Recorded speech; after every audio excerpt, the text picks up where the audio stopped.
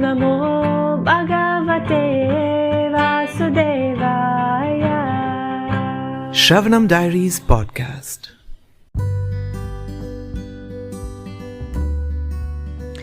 Hare Krishna everyone, we are continuing to read the Bhagavad Gita as it is, the book by His Divine Grace Abhay Charanaravinda Bhaktivedanta Swami Srila Prabhupada, Chapter 13, Nature, the Enjoyer and Consciousness. Text 4. Tat kshetram yatcha yadrikcha yadvikari yatascha yat sachayo yat prabhavascha tat samasina me shrinu. Now, please hear my brief description of this field of activity and how it is constituted, what its changes are, whence it is produced, who that knower of the field of activities is, and what his influences are.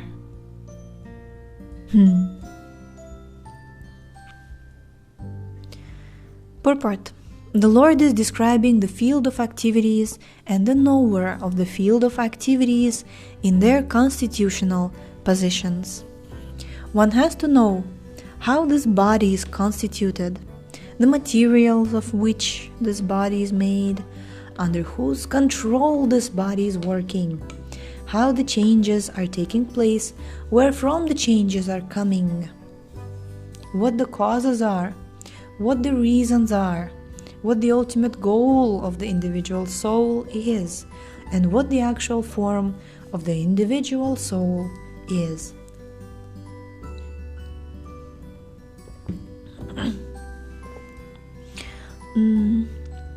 One should also know the distinction between the individual living soul and the super soul, their different influences, their potentials, etc.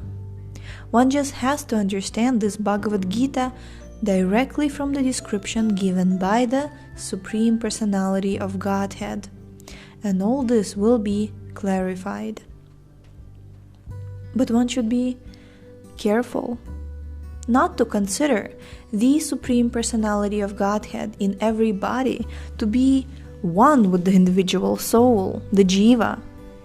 This is something like equating the potent and the impotent. Text 5.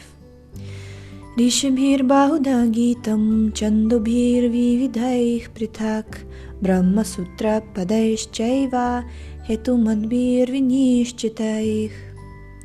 That knowledge of the field of activities and of the knower of activities is described by various sages in various Vedic writings.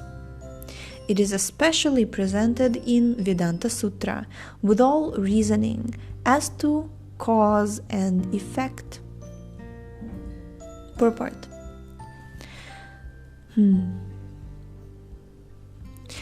The Supreme Personality of Godhead, Krishna, is the highest authority in explaining this knowledge.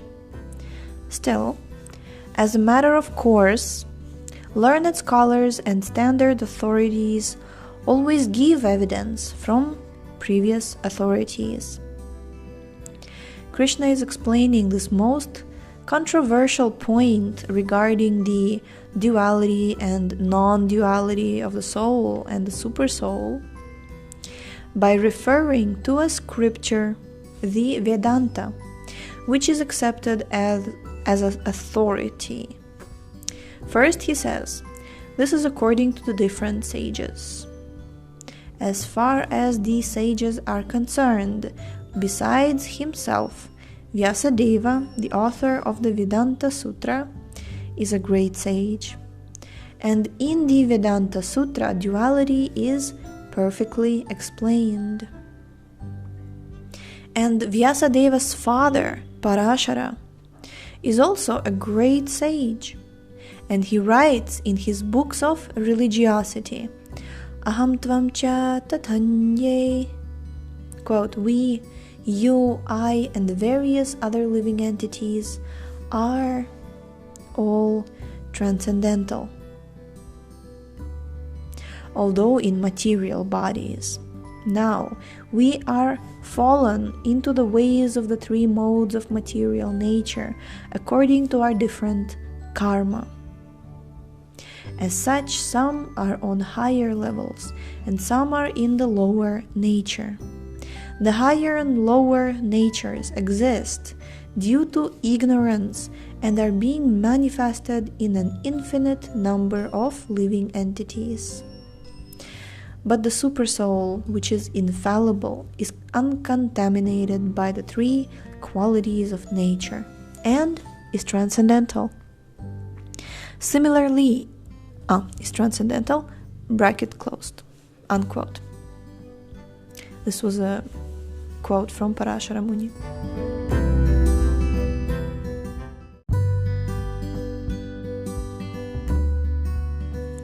Similarly, in the original Vedas, a distinction between the soul, the supersoul, and the body is made, especially in the Katha Upanishad. There are many sages who have explained this, and Parashara is considered principal among them. The word Chandobhi refers to the various Vedic literatures. The Taittiriya Upanishad, for example, which is a branch of the Yajur Veda, describes nature, the living entity, and the Supreme Personality of Godhead. As stated before, Kshetra is the field of activities, and there are two kinds of Kshetragya, the individual living entity and the supreme living entity. As stated in the Taittiriya Upanishad 2.9, Brahma Pucham Pratishtha, there is a manifestation of the Supreme Lord's energy known as Annamaya, dependence upon food for existence. This is a materialistic realization of the Supreme. Then, in Pranamaya, after realizing the Supreme Absolute Truth in food, one can realize the Supreme Absolute Truth in the living symptoms or life forms. That's Pranamaya. In the Jnanamaya, realization extends beyond the living symptoms to the point of thinking, feeling, and willing. Then there is Brahman realization called Vijnanamaya, in which the living entity's mind and life symptoms are distinguished from the living entity himself. The next and the supreme stage is Anandamaya, realization of the all blissful nature.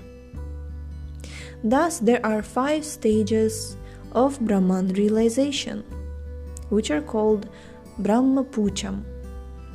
Out of these, the first 3, Annamaya, Pranamaya, and Jnanamaya, involve the fields of activities of the living entities. Transcendental to all these fields of activities is the Supreme Lord, which is called Anandamaya. The Vedanta Sutra also describes the Supreme by saying Anandamayo Bhyasat. The Supreme Personality of Godhead is by nature full of joy. To enjoy his transcendental bliss, he expands into Vijnanamaya, Pranamaya, Jnanamaya, and Annamaya. In the field of activities, the living entity is considered to be the enjoyer, and different from him is the Anandamaya. That means that if the living entity decides to enjoy in dovetailing himself with the Anandamaya, then he becomes perfect. This is the real picture of the Supreme Lord as the supreme knower of the field, the living entity as the subordinate knower, and the nature of the field of activities. One has to search for this truth in the Vedanta Sutra or Brahma Sutra. it is mentioned here that the codes of Brahma Sutra are very nicely arranged according to cause and effect. Some of the sutras or aphorisms are Naviyad Ashrute 2.3.2, Natma Shrute 2.3.18, and Parattu Tach Shrute 2.3.40. The first aphorism indicates the field of activities, the second indicates the living entity, and the third indicates the Supreme Lord, the summum bonum, among all the manifestations of various entities. Alright. So, would you like to know what is the field of activities? Text 6 and 9. Mahabhutanyahankaro buddhiravyaktamevacha indriyani dashaikam cha panchachendriya gochara ichchadvesha sukham dukham sanghataschetana etad kshetram samasena savikaram udahritam. The five great elements: false ego, intelligence, the unmanifested, the 10 senses, and the mind, the 5 sense objects: desire, hatred, happiness, distress, the aggregate, the life symptoms, and convictions. All these are considered in summary to be the field of activities and its interactions. Purport. From all the authoritative statements of the great sages, the Vedic hymns, and the aphorisms of the Vedanta Sutra, the components of this world can be understood as follows. First, there are earth, water, fire, air, and ether.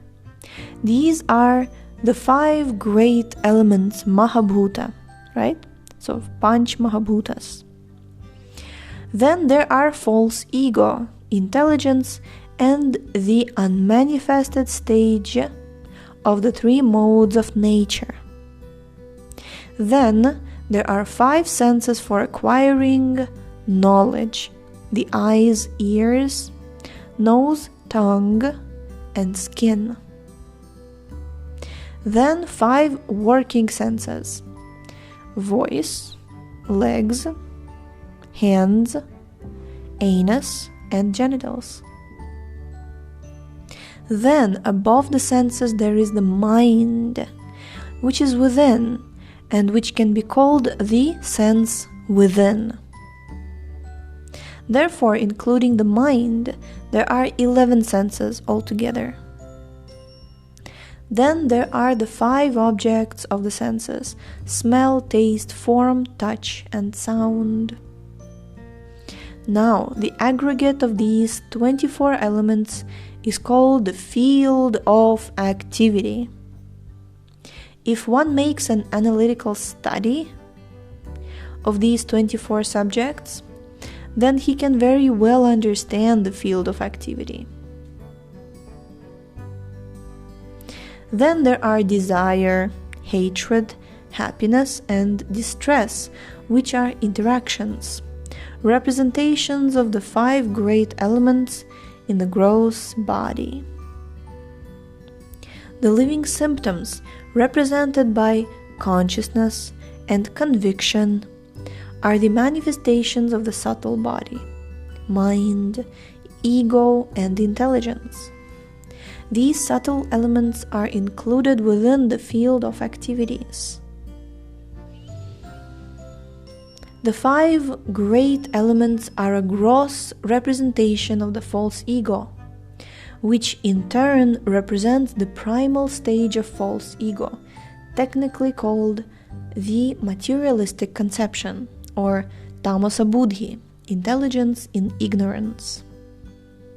This further represents the unmanifested stage of the 3 modes of material nature. The unmanifested modes of material nature are called pradhan. One who desires to know the 24 elements in detail, along with their interactions, should study the philosophy in more detail. In the Bhagavad Gita, a summary only is given. And the detail we can also find in Kapila Gita, right? In Srimad Bhagavatam. Okay. The body is the representation of all these factors. And there are changes of the body, which are 6 in number. The body is born, it grows, it stays, it produces byproducts, then it begins to decay, and at the last stage it vanishes. Therefore, the field is a non-permanent material thing. However, the Kshetra, the knower of the field, its proprietor, is different.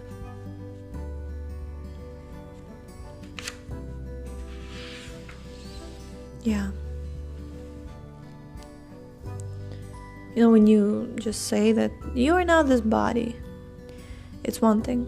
But when you realize that the field of activities, the field that you have, the car that you're sitting in, your field, your Kshetra, and all of its functions, and it's all described and categorized and pointed out, and then you're like, you are not all of this. All of these is your field of activities, but you are aloof. You are just the Kshetragya, the knower of the field. You know about it, but you are different from it. Jai. We're going to stop here for today, and tomorrow we shall read the Lord declaring what is knowledge. It's a very important verse. Yeah. Hare Krishna. It begins with humility. Thank you so much for tuning in today. The book links, previous episodes timeline, and biography of the author can be found on shravanamdiaries.com. The link is in the description, and we shall see you tomorrow. Hare Krishna, Krishna Krishna.